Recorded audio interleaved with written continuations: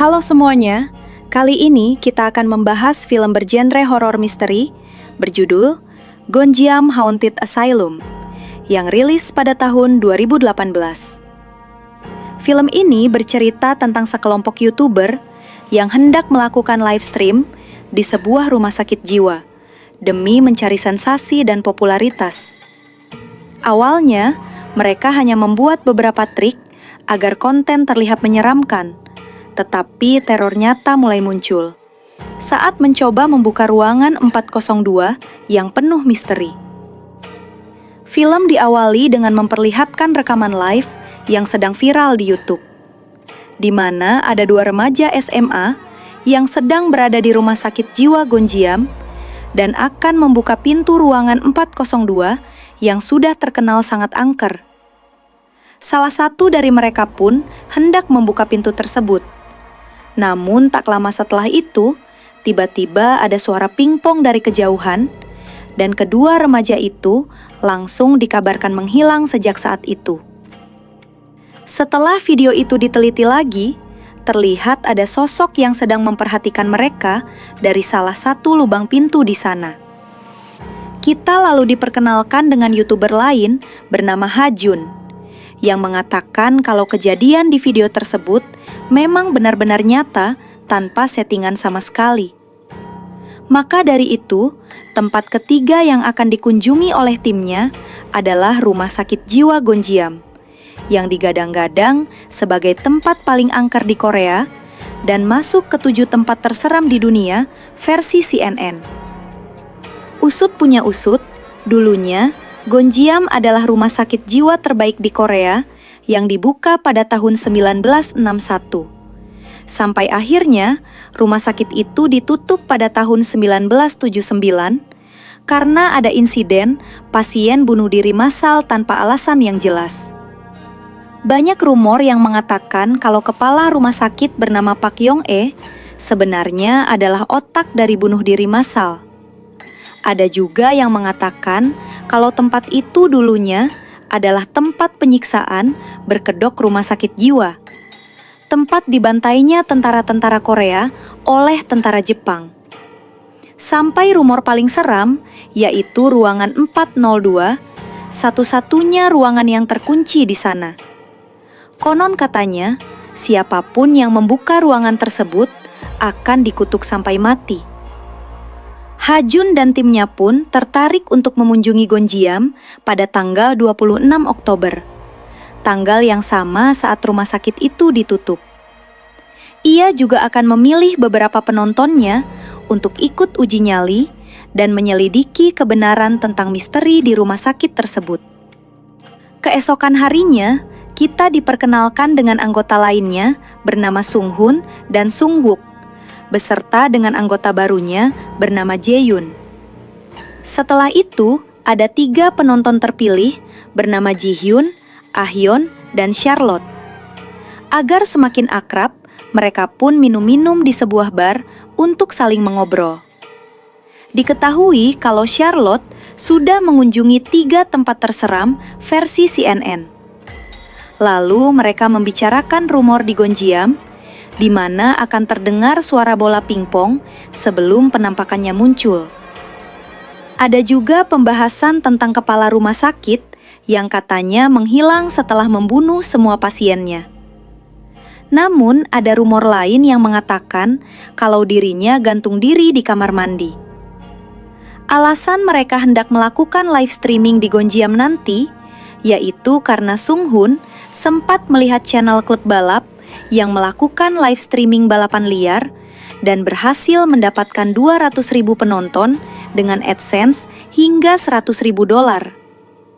Oleh karena itu, Hajun berharap live streamingnya kali ini bisa ditonton sebanyak 1 juta orang agar bisa mendapatkan AdSense sebanyak $500.000. Keesokan paginya, mereka semua pun berangkat ke Gonjiam dan kembali membicarakan soal hantu kepala rumah sakit yang tidak pernah kelihatan wujudnya. Biasanya orang-orang hanya melihat penampakan pasien dan gadis sekolah, sama seperti 2 remaja yang hilang sebelumnya. Diketahui 30 tahun lalu, sempat ada 3 gadis SMA yang melakukan uji nyali di sana dan mencoba membuka ruangan 402. Namun mereka tiba-tiba ditemukan tak sadarkan diri dan langsung dilarikan ke rumah sakit. 2 dari mereka menjadi gila dan langsung bundir. Sedangkan satunya masih koma sampai sekarang. Ha-jun pun mengatakan jika puncak acara nanti adalah membuka ruangan 402. Mereka semua lalu melakukan undian untuk menentukan siapa yang akan membuka pintu tersebut nantinya. Dan sialnya, yang terpilih adalah orang paling penakut di antara mereka, yaitu Jae-yoon. Karena uji nyali akan dilakukan malam hari, mereka pun singgah terlebih dahulu ke wahana tempat bermain air untuk bersenang-senang. Setelah selesai, mereka pun akhirnya sampai di Gonjiam. Namun mereka harus memutar agak jauh lewat belakang, karena gerbang utama sudah diblokir dengan kawat besi, dan biasanya banyak patroli polisi di sekitar sana. Mereka pun masuk lewat jalanan hutan agar tidak terpantau CCTV, dan membangun tenda di dekat rumah sakit tersebut. Malam harinya, Sung-wook dan Sung-hun masuk dahulu ke rumah sakit Gonjiam untuk memasang CCTV dengan sensor yang bisa mengikuti gerakan. Jo-hun dan lainnya pun memantau di dalam tenda, dan tampak semuanya masih tampak baik-baik saja. Setelah itu, mereka pun bersiap-siap masuk ke Gonjiam, kecuali Ha-jun sebagai kapten dan operator yang akan memantau mereka di dalam tenda. Masing-masing dari mereka pun diberikan kamera GoPro, dan juga ada alat pengukur medan elektromagnetik yang bisa mendeteksi hantu. Setelah itu, mereka berenam pun akhirnya siap masuk ke dalam Gonjiam. Dalam perjalanan menuju rumah sakit, Jae-yoon menemukan sebuah kain putih yang ternyata hanya sebuah celana dalam wanita. Jae-yoon lalu menggantungnya di pohon sebagai penanda jalan. Saat sudah dekat dengan gedung rumah sakit, tiba-tiba terdengar ada suara sirine polisi dari kejauhan, sehingga mereka pun langsung menutup lampu flash agar tidak ketahuan. Setelah situasi aman, mereka pun akan masuk ke rumah sakit horor tersebut yang terdiri dari 4 lantai, dengan lantai pertamanya sebagai basement. Dari dalam tenda, Ha-jun pun akhirnya memulai live streamingnya. Mereka semua masuk ke dalam rumah sakit di tengah malam dan mulai menyusuri lorong di lantai 2 dengan kamar-kamar yang saling berhadapan. Setelah itu, Charlotte pun menuangkan sedikit air suci yang ia bawa langsung dari gereja Myeongdong, berharap bisa merekam hantu yang kepanasan dengan air suci tersebut. Sung-hun sebagai pembawa acara pun menjelaskan apa yang akan mereka lakukan di sana. Tapi tiba-tiba saja, pintu ruangan kepala rumah sakit di bagian belakangnya tiba-tiba tertutup dengan sendirinya.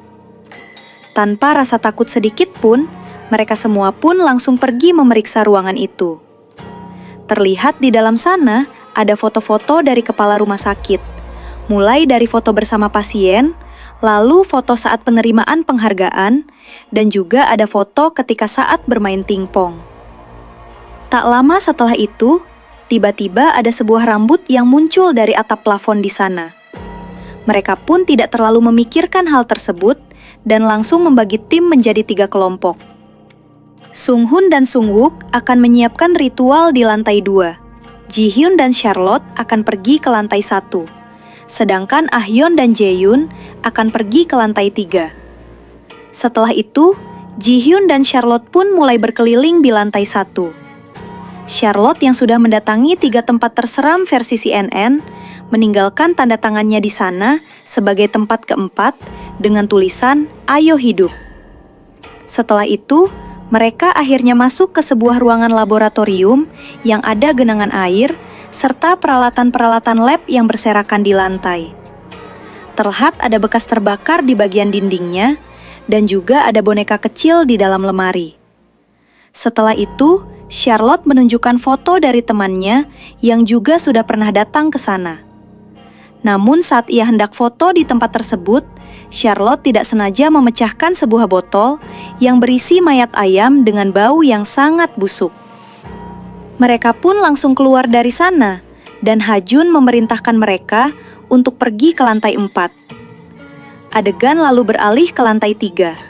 Jae-yoon pun merasa udara di sana sangat dingin. Padahal di lantai 2 sebelumnya, suhunya sama-sama di 13 derajat Celcius. Setelah itu, mereka pun menemukan meja pingpong yang sudah rusak, dan ada seekor burung mati di dekatnya. Mereka lalu pergi ke sebuah kamar mandi yang terkenal sangat menyeramkan dan ada noda hitam berbentuk orang yang konon katanya sebagai akses keluar masuknya hantu. Jae-yoon yang mulai ketakutan pun mencoba masuk ke ruang pemandian berbentuk kolam sampai akhirnya ia melihat sesuatu di bagian tengah, yang ternyata hanyalah sebuah rambut palsu. Setelah itu, live stream kembali ke Ji-hyun dan Charlotte yang sudah pindah ke lantai 4, tepat di samping ruangan 402. Charlotte lalu menjelaskan kalau alat pendeteksi hantu dengan sensor infrared sudah ditempelkan ke beberapa langit-langit lorong. Setelah itu, Ji-hyun bercerita jika ruang 402 dulunya adalah ruangan perawatan intensif. Pintu itu sangat susah dibuka dan tidak ada satupun yang bisa membukanya sejak rumah sakit ditutup. Semua orang yang membuka pintu tersebut selalu bernasib tragis. Ada yang tiba-tiba bundir hingga meninggal karena kecelakaan.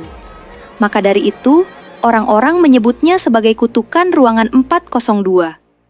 Namun nantinya, mereka akan mencobanya lagi untuk menjadi tim pertama yang bisa membuka dan merekam isi dari ruangan 402. Setelah itu, mereka semua berkumpul kembali ke ruangan kepala rumah sakit untuk mengadakan ritual pemanggilan arwah.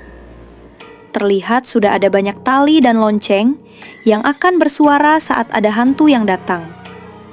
Mereka juga sudah menyiapkan lilin, dupa, juga kertas mantra.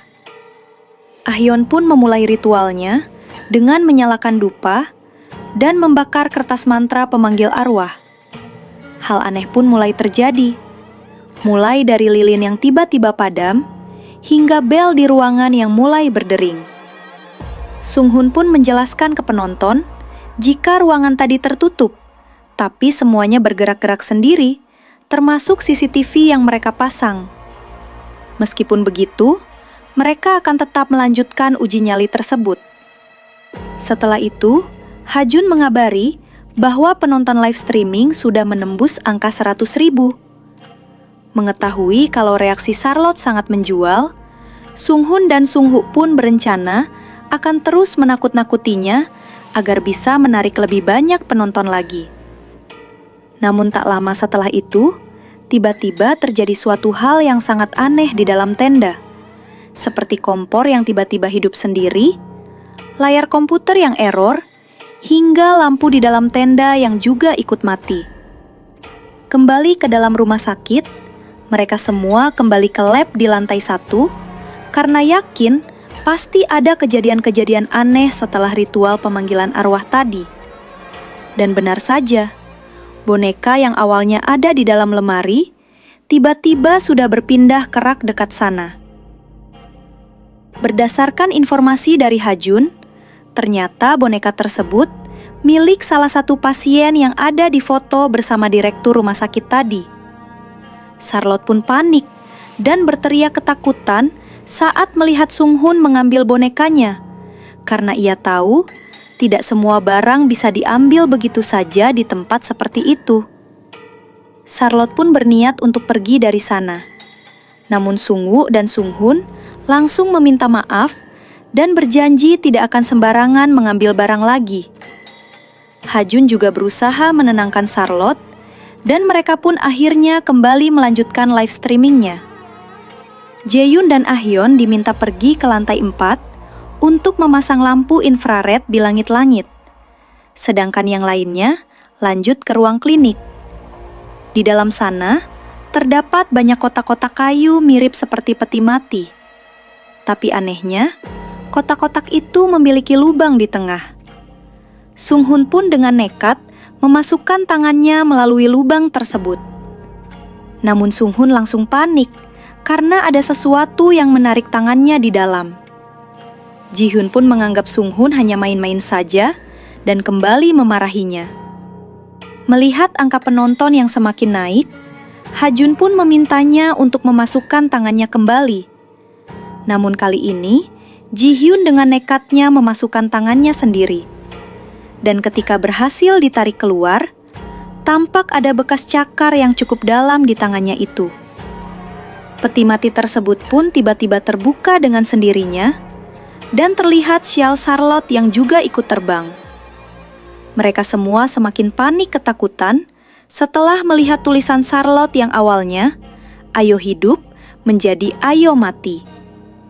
Ji Hyun pun akhirnya memutuskan keluar dari sana demi keselamatan mereka berdua. Ha Jun sendiri dari tadi tidak bersuara karena sedang mengecek tulisan di dinding, yang ternyata memang berubah. Namun melihat penontonnya yang sudah mencapai 300.000 orang, Ha Jun pun berbohong kepada mereka dan mengatakan kalau tulisan dinding memang dari awal sudah seperti itu. Meskipun sudah banyak kejadian aneh yang menimpa mereka, namun Ha Jun tetap memaksa mereka untuk melanjutkan live streamingnya.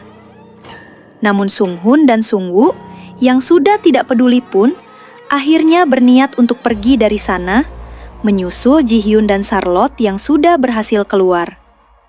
Setelah itu, Ha Jun pun kembali mengecek rekaman-rekaman sebelumnya dan menemukan hal yang sangat aneh, yang dimana ternyata ada kamera lain yang merekam mereka berenam. Hal aneh kembali terjadi, di mana listrik di dalam tenda tiba-tiba padam kembali. Tak lama setelah itu, Sung Hoon kembali bernegosiasi dengan Ha Jun dengan memintanya menaikkan bayarannya menjadi 20% per orang. Melihat angka penonton yang sudah mencapai 700.000 orang, Ha Jun pun setuju dan meminta mereka berdua segera pergi ke lantai 3. Mereka pun sampai ke ruang pemandian dan sempat terdengar suara berisik yang sangat keras dari kejauhan.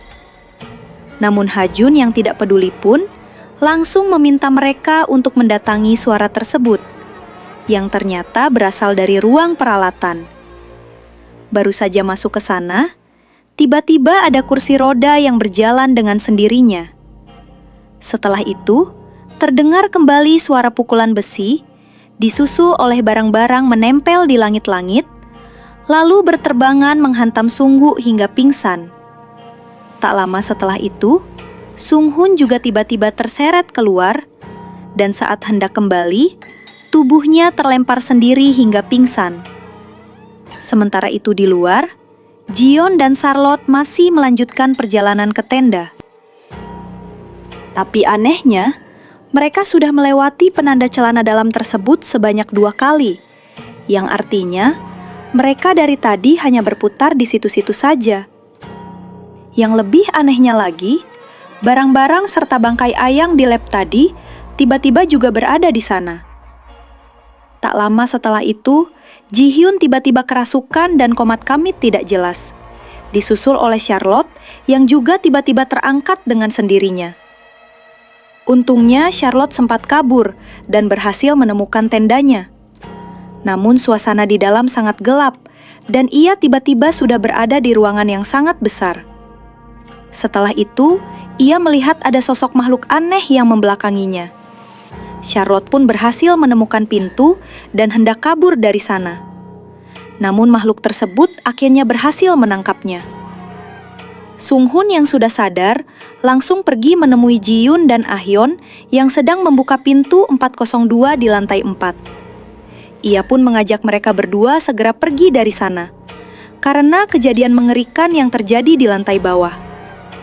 Sung Wook pun akhirnya mengaku kalau ritual dan boneka yang dipindahkan tadi sudah mereka rekayasa sebelumnya guna untuk menarik banyak penonton. Namun setelah itu, semua yang terjadi benar-benar nyata. Ha Jun yang kesal pun akhirnya memutuskan untuk masuk sendiri ke dalam sana, karena penonton mereka sudah hampir mencapai 1 juta.